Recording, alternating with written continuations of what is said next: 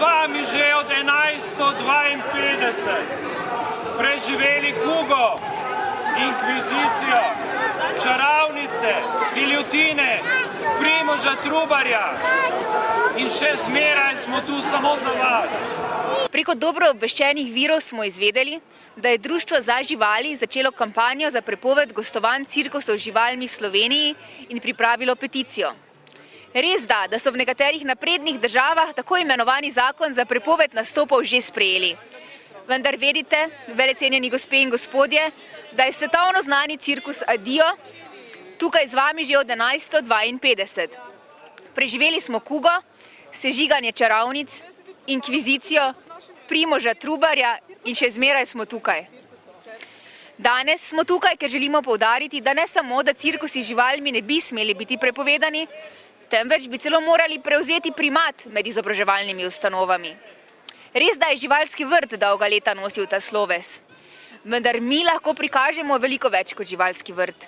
In kar je še posebej pomembno, več kot je ustvarila narava.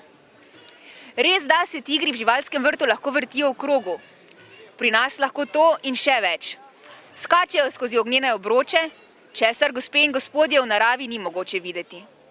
Res da v živalskem vrtu sloni lahko ure in ure, dneve in dneve v vseh vremenskih razmerah prestopajo z noge na nogo. Pri nas lahko to in še več.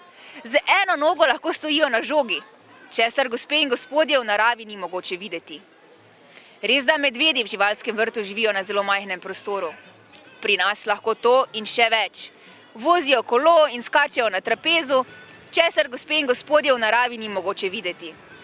Po vsem zgoraj navedenem, gospe in gospodje, je razvidno, da je predlog Društva za živali in njihov začetek kampanje za prepoved gostovanj cirkusov z živalmi v Sloveniji popoln ne bodi ga treba. Ta cirkus je tokrat prvič v Mariboru. Prvič gostujemo v Mariboru, smo zelo veseli, da smo sprejeti v mariborski občini, kjer pač je znana tradicija lovcev in tako dalje.